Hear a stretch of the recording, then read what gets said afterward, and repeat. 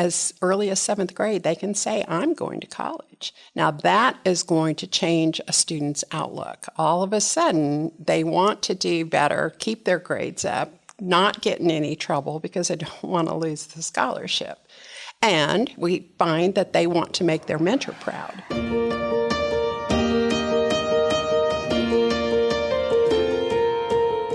Welcome to the Voices United in Education podcast. Each week, we showcase the teachers, administrators, and community members who go the extra mile to contribute to the success of every student in Escambia County. You'll meet the real people behind the titles and learn about the amazing resources to support every student's success. Kids, they're curious, they're funny, they're the future. And let's be real, they're expensive. For many families, college is never a thought because the simple fact that it's financially out of reach. My next guest is the county coordinator of Take Stock in Children, a statewide program that's changing that for Escambia County kids. Today, she's going to share how it works, who qualifies, and why it's more than just money. Indiana to Florida, second-generation teacher, passionate mentor, Sally Lee. Thanks for being here. Thanks for having me. You have such good teacher vibes. Like, I just feel them so deeply in my soul. You remind me of my aunt and all my relatives who are teachers. Have you always wanted to be a teacher? I have. Both of my parents were teachers. My mom taught special ed, and my dad was a college professor and coach, and just education has always been important. So it was never a thought? Nope.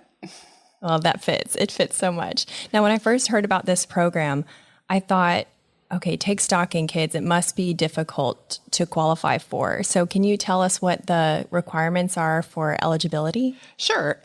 We are looking for students who are good students. They don't have to be straight A's, but good students with good citizenship, good attendance, and mainly the financial situation where they might not be able to go to college. Their family just couldn't afford it.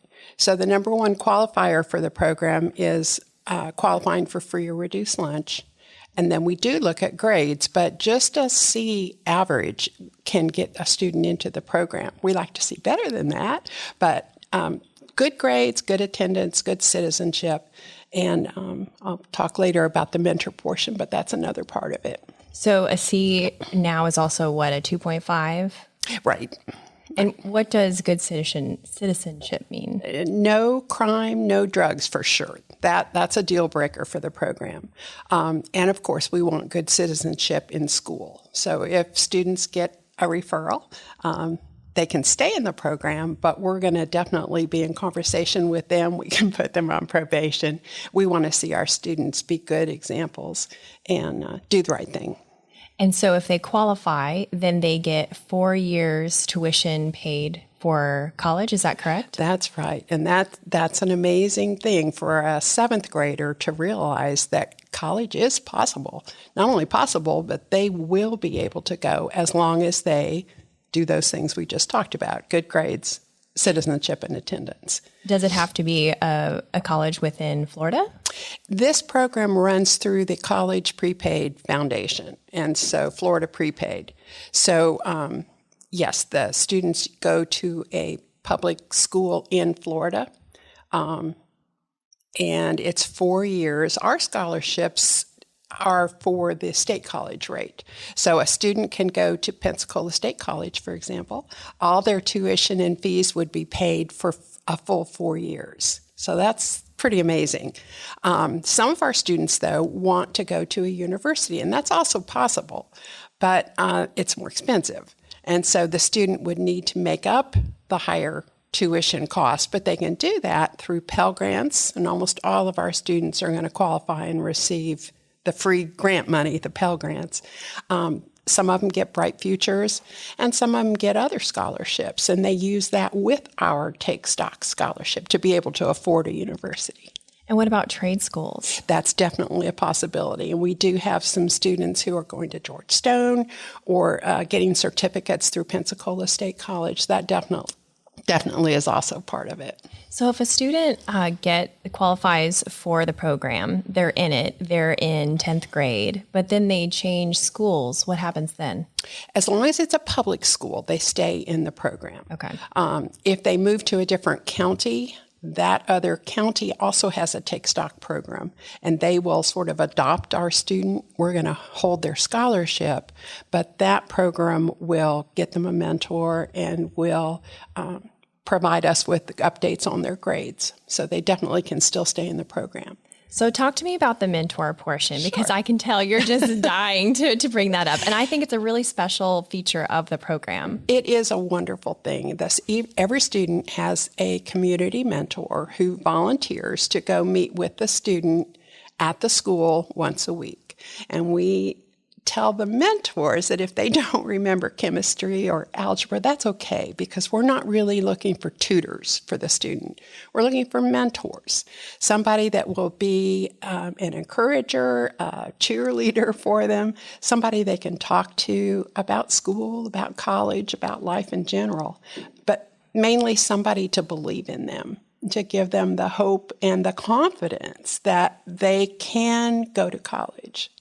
Well, I remember being in high school, my parents and I could barely keep track of my soccer schedule, much less all of the dynamic aspects of college application. And it would have been so nice to have a mentor that is just an outside person who has the energy and mental bandwidth, right, to sit down and walk them through that. So are the mentors particularly trained in a certain way, or is it, what's the qualification process for your mentors? The main thing we're looking for is somebody that cares and that has time to be a consistent presence for the student. So the hope is that they can meet at the school for 30 to 45 minutes once a week. We like to have our mentors have at least college experience, if not a degree, because they're going to be helping the student get ready for college. And having that experience is certainly helpful.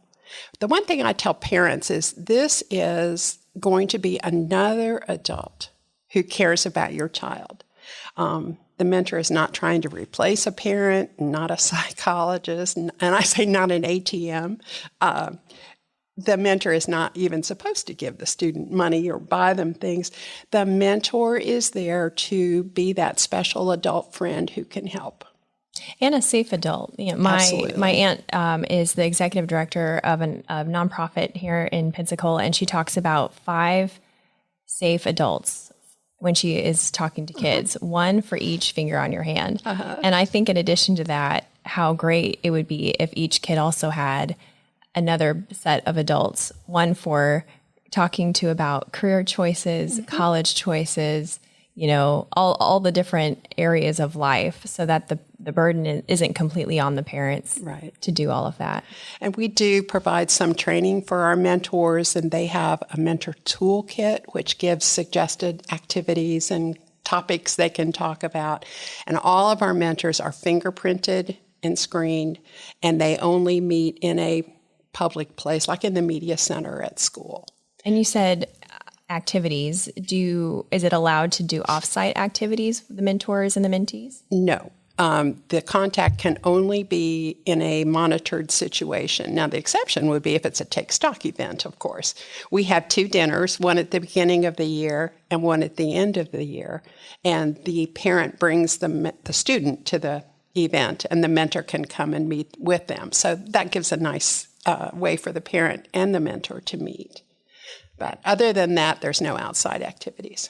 And what about virtual communication? So many kids prefer to text than to call or to meet in person. Well, and that became extremely important when the pandemic hit. Obviously, our program had been set up for in-person mentoring only, and now all of a sudden the schools were closed and the mentors could not meet in person with the student. So luckily, the Take Stock program statewide had been working on a special Take Stock app that they were going to use for logging sessions and setting them up, but they quickly pivoted and turned that app into a texting app that was monitored. So We get keyword alerts. If anything untoward is said, I get a notice about it. And the mentor and the student can get on this app. It's only the mentor and the student that can connect. And then the conversation is monitored. So that allowed our program to continue during that pandemic time. They couldn't meet in person, but they could meet using this special app. And the Department of Education actually gave the approval that that was considered monitored mentoring the way it was set up. The nice thing is that continues now because some of the mentors cannot get to the school every week, or it's hard for them to get there every week. And so maybe they meet in person twice a week, but then virtually using the app the other times. That's amazing. And the other thing they added to that app was a video chat feature. So they can actually see each other, but again, all that is monitored and recorded. So it is a safe platform, but it's a really good one. Well, that's so much more connectability. And I don't know if that's a word. I feel like I should. Sounds like it. Well, we'll go with it. But it just sounds like it connects the kids with the community, and especially during quarantine, like you said, when they were so disconnected. But the more genuinely connected they can feel, then the better they're going to do in school. That's right. They're going to be more at ease with their social development.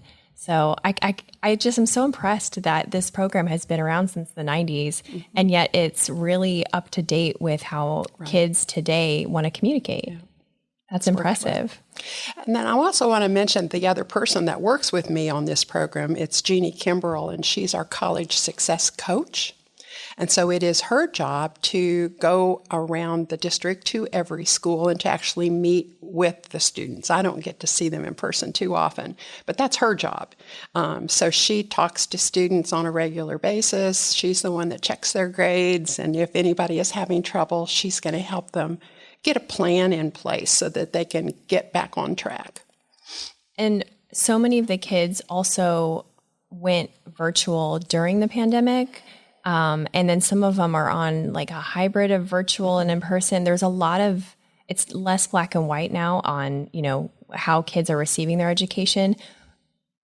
Can kids who do virtual school qualify for this, or how is that being navigated? Yes, they definitely can, as long as it's a public virtual school. So not homeschool, but virtual Correct. school. Okay, Correct. So that's an important distinction Correct. between the two. They have to be in a public school. And that was a challenge for our students, many of them. For some of them, doing remote learning was really hard, and they struggled.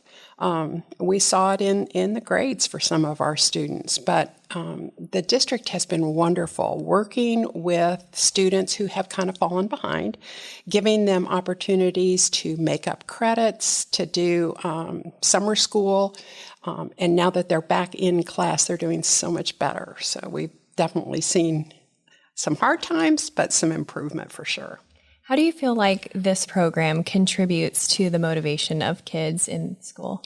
Well, as I said before, as early as the 7th grade, now all of a sudden a student who never even thought about college, wasn't anywhere on their radar, now all of a sudden they have a college scholarship being held for them.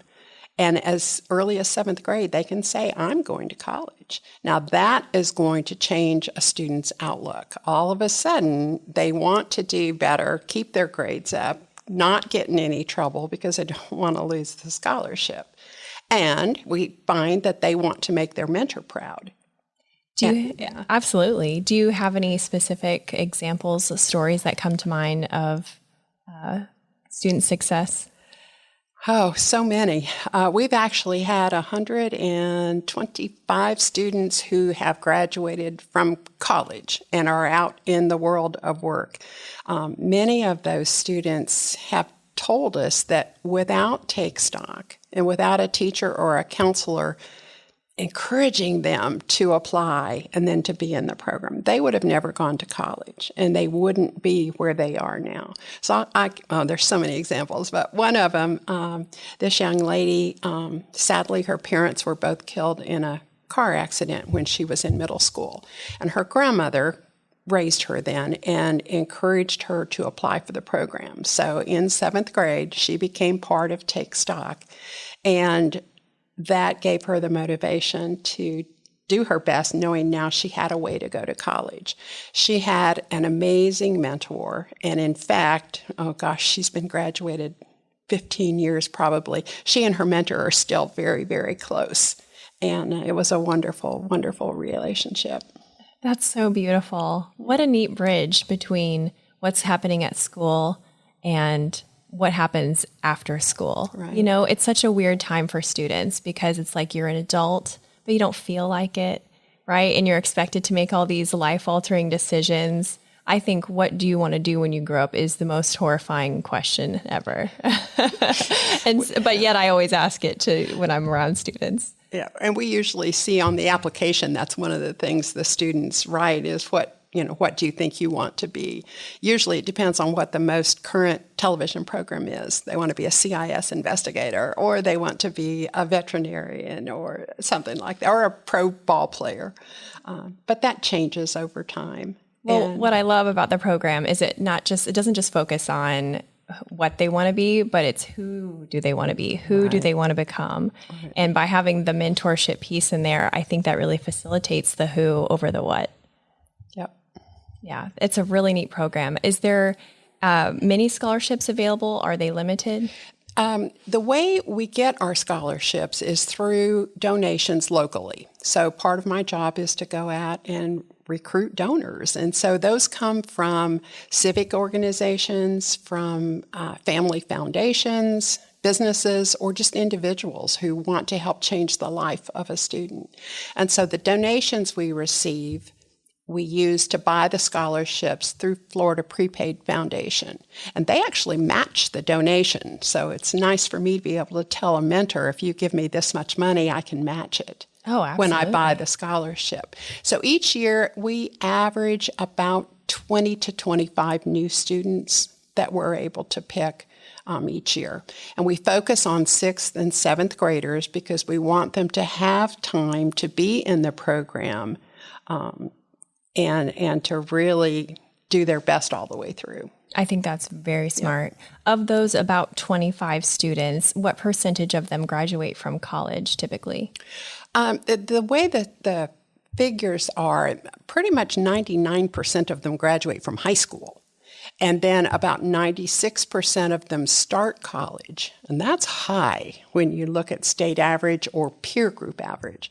And then of the ones who start college, 70% get a degree. And again, that's very high. 70%. It is, yeah. It might be a 2-year, but most of them are 4-year.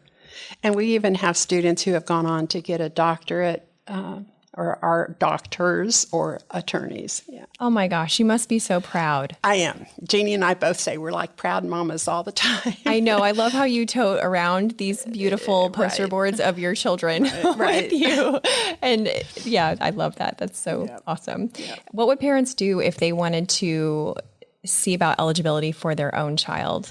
The application process happens in the spring of each year through 6th or 7th grade counselors. So even as early as this fall, parents could contact the guidance office and say, whenever it's time to do Take Stock in Children, we want to be considered. So the schools send out an interest letter, I'm going to say, but unfortunately, in middle schools, those don't always get home. Students don't always take home what we hope they will. And sometimes parents don't even know about it. So I'm always looking for ways to alert families that this program exists and that it's an awesome opportunity that they really should look at. So let the guidance office know that they'd like an application for their student. And then in the spring, watch for those applications to be available. And if someone wants to be a mentor? Oh, always looking for mentors. They can contact me. Are we going to provide my info somehow, or you want me just to tell them? Yeah, you can say it, and then we'll put it in the easiest thing is probably my email, and that's my initial S, last name Lee. So SLEE at ECSDFL.us. And then I would be happy to contact them. We start recruiting in July and August so that mentors can start. I'll tell you what, though, the amazing thing is the return rate. We have about 70 to 75% of our mentors who keep keep going and come back every year. And that pretty well tells you that mentors love doing this. They get attached to their student.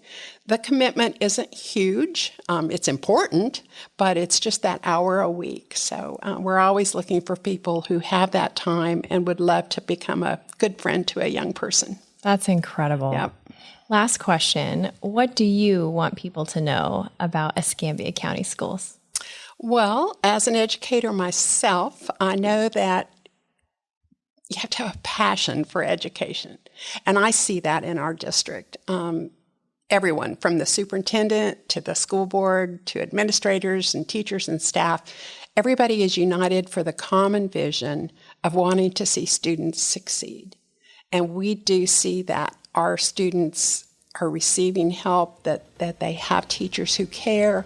It's a wonderful district, and I'm proud to be associated with it. Well, I'm proud to have met you. Thank you, Sally. This was amazing. All right. I enjoyed it. Thank you for the opportunity. Voices United in Education is a production of Escambia County School District. Special thanks to Pine Forest High School for their recording studio facilities and hospitality.